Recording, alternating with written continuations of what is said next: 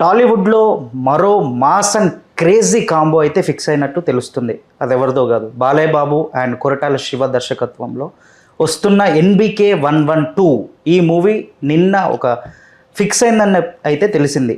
ఆ మూవీ ఎలా ఉండబోతుంది, ఏ బేస్గా ఉండబోతుంది, మాస్ పరంగా ఉంటుందా, క్లాస్ పరంగా ఉంటుందా అనే విషయం పైన మాట్లాడడానికి మన ముందున్నారు భరద్వాజ్ గారు. నమస్తే సార్. నమస్తే అండి. సార్, మాస్కి కనుల పండుగ అయిన బాలయ్య బాబు గారితో కొరటాల శివ దర్శకత్వంలో మూవీ ఫిక్స్ అయిందని చెప్పి నిన్న తెలిసింది. ఎంతవరకు వెళ్ళబోతుంది ఏంటి సార్ ఇది? అంటే అది పొలిటికల్ మూవీ.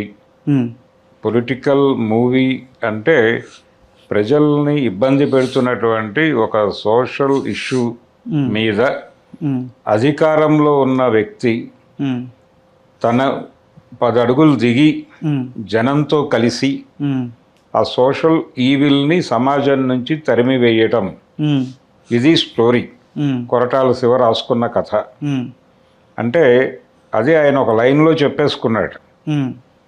అధికారానికి ఉద్దేశం తోడైతే అన్నాడు. అధికారానికి ఉద్దేశం తోడైతే అది సమాజంలో కొత్త మార్పుకు దారితీస్తుంది అన్న పద్ధతిలో ఆయన ఒక లైన్ చెప్పాడు. కాబట్టి ఆ లైన్ని చూస్తే మనకు విషయం అర్థమవుతుంది. అది ఏదైనా కావచ్చు, డ్రగ్స్ కావచ్చు, లేకపోతే ఇంకేదైనా సోషల్ ఈవిల్ కావచ్చు. ఈ సోషల్ ఈవిల్ మీద జనంతో కలిసి ఒక అధికారంలో ఉన్న వ్యక్తి పోరాటానికి దిగి వాళ్ళకి నాయకత్వం వహిస్తూ జనంతో పాటు నడవటం, జనానికి ముందు నడవటము తప్పే నాయకుడు, జనం వెనక నడవటము తప్పే, జనంతో కలిసి నడవటం. ఈ ప్రజా మార్గానికి సంబంధించినటువంటి ఒక క్లారిఫికేషన్ ఇస్తూ అలాంటి ప్రజలతో కలిసి నడిచేటువంటి ఒక నాయకుడు, ఆ నాయకుడిని ఒక పవర్ఫుల్ క్యారెక్టర్లో డిజైన్ చేయటం, అది జరిగింది. అది నందమూరి బాలకృష్ణతో చేయించబోతున్నాడు. బాలకృష్ణకి ఆల్రెడీ పొలిటికల్ ఇది ఉంది. అవును, ఆయన ఎమ్మెల్యేగా ఉన్నాడు ఒక పార్టీకి. అవును, ఎమ్మెల్యేగా ఉన్నాడు. ఈ సినిమాలో ఆయన ఏ క్యారెక్టర్లో కనిపిస్తాడు అంటే అధికారానికి ఉద్దేశం తోడైతే అన్నాడు కాబట్టి డెఫినెట్గా ఈ సినిమాలో బాలకృష్ణ ముఖ్యమంత్రిగా కనిపించే ఛాన్సెస్ కనిపిస్తున్నాయి. ఓకే, అంటే ఆల్రెడీ ముఖ్యమంత్రి పాత్రతో ఒక ప్రయోగం చేస్తున్నాడు ఆయన కొరటాల శివ. అవును, భరత్ అనే నేను, మహేష్ ఈ సినిమాలో బాలకృష్ణ అనే నేను అనిపిస్తాడు. ఓకే, అనిపించేసిన తర్వాత ఒకవైపు అల్లుడు అక్కడ లోకేష్ అనే నేను అనడానికి సిద్ధపడుతున్నాడు. అవును, సిద్ధపడుతుండగా అక్కడ అవకాశం లేదు. అంటే అక్కడ యాక్చువల్ వారసుడు ఈయనే. ఏది ఆ పార్టీ పెట్టిన నందమూరి తారక రామారావు గారి కుమారుడుగా ఈయన అక్కడ అనాల్సిన డైలాగ్ని అవును ఇక్కడికి షిఫ్ట్ చేసుకున్నాడు. సినిమాలో అనిపిస్తున్నారు. అక్కడేమో ఈయన తరఫున అల్లుడు గారు అంటున్నాడు. కాబట్టి అల్లుడు గారు అక్కడ చేస్తున్నటువంటి పెయిన్ మర్చిపోవటానికి మామగారు ఇక్కడ ప్రమాణ స్వీకారం చేసే అవకాశం ఉందేమో అనిపిస్తోంది. పెయిన్ ఎందుకుంటే సార్, అల్లుడేగా. అల్లుడే మన చేతిలో ఉన్నట్టే కాదు, ఉన్నట్టే. ఈయన వాళ్ళ చేతిలో ఉన్నాడా, వాళ్ళు ఈయన చేతిలో ఉన్నారా అనేది ప్రపంచానికి తెలుసు. ఆ గొడవ పక్కన పెట్టేస్తే బాలకృష్ణ గారు ముఖ్యమంత్రి పాత్రలో కనిపించబోతున్నాడు అనేది కాన్షియస్గా అనుకోవచ్చు. కనుక ఒక కొత్త తరహా క్యారెక్టర్, ఆయన ముఖ్యమంత్రిగా ఉండగా ఒక సోషల్ ఇష్యూ బ్లాస్ట్ అవుతుంది. బ్లాస్ట్ అయిన తర్వాత ప్రతిపక్షాలు ఇవన్నీ కూడా ప్రభుత్వ చేతకానితనం మీద దాడులు చేయటం మొదలు పెడతారు. యాక్టివ్ అపోజిషన్ అనేది కరెక్ట్ కాదు, కన్స్ట్రక్టివ్ అపోజిషన్ లేదు ఈ రాష్ట్రంలో అనే పద్ధతిలో సినిమా మొదలవుతుంది. మొదలై అసలు రాజకీయ పార్టీలు ఎలా ఉండాలి దగ్గర నుంచి క్లాసులు మొదలై అక్కడి నుంచి పబ్లిక్ ఇష్యూ కోసం నేను రోడ్డు మీదకి వస్తున్నాను, జనంతో కలిసి నేను ఫైట్ చేస్తా అని చెప్పి ఈయన జనంలోకి వచ్చేస్తాడు. ఓకే, అంటే ఈ ముఖ్యమంత్రికి ఉండే ప్రోటోకాల్స్ ఇవన్నీ పీకేసి వచ్చి కూర్చుంటాడు. ఇప్పుడు మనం గతంలో అర్జున్ సినిమా చూసాం, శంకర్ డైరెక్షన్లో వచ్చిన ఆయన ముఖ్యమంత్రి అయ్యి ఒకరోజు ముఖ్యమంత్రిగా చెలరేగిపోయి అవును అధికార యంత్రాంగాన్ని, అధికార పార్టీని ముప్పతిప్పలు పెట్టడం అనేది చూసాం. ఇక్కడ ప్రతిపక్షాన్ని ముప్పతిప్పలు పెట్టే ఛాన్సెస్ కనిపిస్తున్నాయి ఈ సినిమాలో. అంటే బాలకృష్ణ హీరోగాను, జగన్ విలన్ గాను కనిపించే అవకాశం ఉంది సినిమా. అదే నా క్వశ్చన్. లైక్ ఏంటిదంటే సార్, అపోజిషన్ పార్టీని విమర్శలు చేసేటి ఏమన్నా అంశాలు లైక్ అలాంటి సన్నివేశాలు ఉండబోతున్నాయి. అదే కాన్ఫ్లిక్ట్. అపోజిషన్ని కూడా పక్కకి నెట్టి ప్రజలతో కలిసి తానే సర్వం సహా నాయకుడై నిలబడటం అనే కార్యక్రమంలో భాగంగా జగన్ విలన్గా, బాలకృష్ణ గారి క్యారెక్టర్ హీరోగా.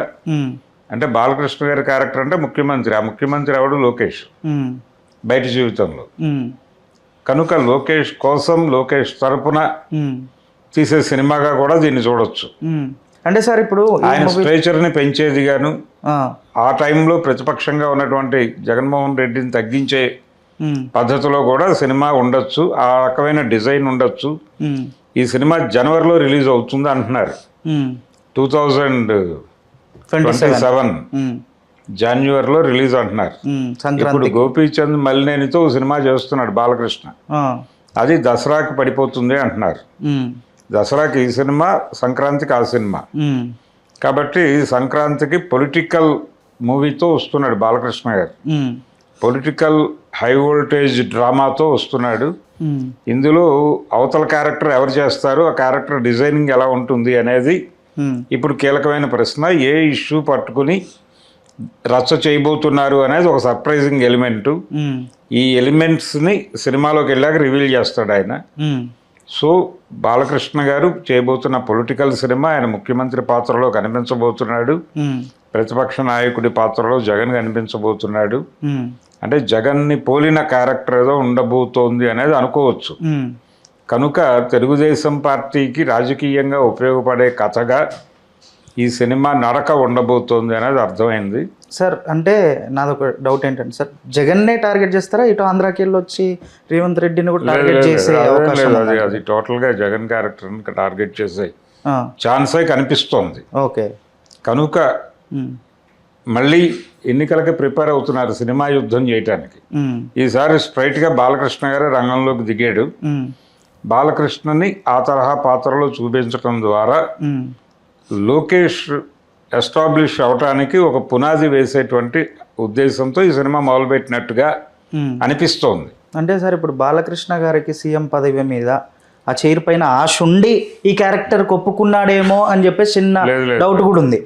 ఆయనకు అలాంటి ఆశలేం లేవు, ఆయనకు పూర్తి క్లారిటీ ఉంది. వాస్తవంగా మనం ఏమిటి అనేది అక్కినే నాగేశ్వరరావు గారు ఒక మాట చెప్పేవాడు, స్వీయ లోపంబులు ఎరుగుట పెద్ద విద్య అని. అంచేత ఈయనకి ఆ పెద్ద విద్య ఉంది, తన లోపాలు ఏమిటో తనకు తెలుసు స్పష్టంగా. ఆయన ప్రస్తుతం బావగారి చేతిలో మనిషే, బావగారి చేతిలో, బావగారి చేతి కింద భుజం పెట్టినటువంటి బావమరిది మాత్రమే బాలకృష్ణ. కనుక ఆయన ఆ ధోరణిలోనే సినిమా చేస్తాడు. ఇది లోకేష్కి ఉపయోగపడే సినిమాగా ఉండబోతోంది. ఓకే.